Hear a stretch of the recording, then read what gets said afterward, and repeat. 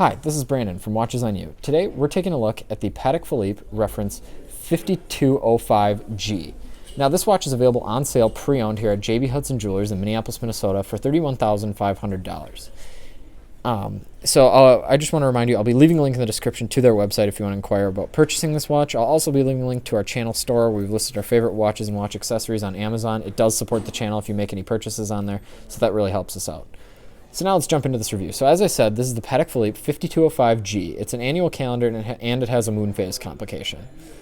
This watch is one of my favorite annual calendars that I've seen. And if you don't know what an annual calendar is, it's essentially a kind of mid-ground between a perpetual calendar, which is capable of taking into account both the number of days in each month as well as leap years, and a standard calendar, which doesn't really account for anything like this. You have to reset it every month depending on, or you would have to reset it after different months depending on how many days that they have, because obviously a standard date wheel goes from 1 to 31, and some months have less than that.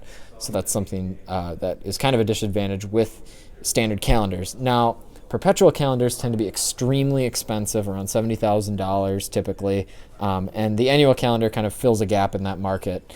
And that is a sort of criticism that they get, that they're kind of half throttle, but I'm totally fine with them, especially when they have designs as beautiful as this. Now, one thing to note about that, so this is the reference 5205G, but the current version that's produced by Patek Philippe has a different dial color. It's blue, and I believe there's another color as well.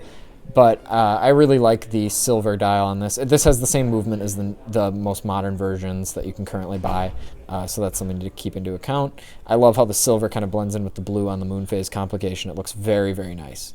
So now getting into the case, it's got a white gold case. It's 40 millimeters in diameter. And something interesting to note is that you have these beautiful flutes that kind of blend into the lug, and then the lugs are actually hollow. And that's kind of a unique feature to see on a Patek Philippe. It seems a little bit less conservative in my opinion, and kind of very stylish, and almost gives it a sort of sporty flair. So now moving on to the movement, it's got a caliber 324 movement. The finishing is very, very nice. It's not quite to the level of Long A in my opinion, but there's nothing really to complain about. It's absolutely beautiful. Now getting into the kind of disadvantages of this movement, number one, the power reserve is a little bit low at 35 to 45 hours. I like to see watches have power reserves of above 48 hours, especially in this price bracket. And then another disadvantage is that the movement is not hacking, so when you pull out the crown to set the watch, the second hand doesn't stop, so it's fairly difficult to synchronize this watch to a atomic clock. So that is something definitely to take into account if you're considering purchasing this. But again, if you have this watch set by your watchmaker and you have a watch winder, number one, the power reserve won't be a concern, and likely the seconds will be within an acceptable range. So that also should not be too much of a concern. So getting back to the case a little bit, the profile is very thin. It could definitely fit under a dress shirt cuff, which is kind of the natural environment of this type of watch, so that's something to take into account. Now I'll move on to a wrist shot of this piece. Again, it has a 40 millimeter case in diameter. I think it sits nicely on my 6.5 inch wrist in circumference.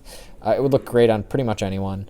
But again, it's more of a dressy piece, so that's something to also take into account. It's not really a sporty piece, despite the sort of sporty holes through the lugs.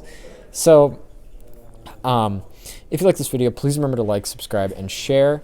And also hit the notification bell if you do subscribe, because otherwise you won't get updates to our latest videos, which we constantly release. Thank you for watching.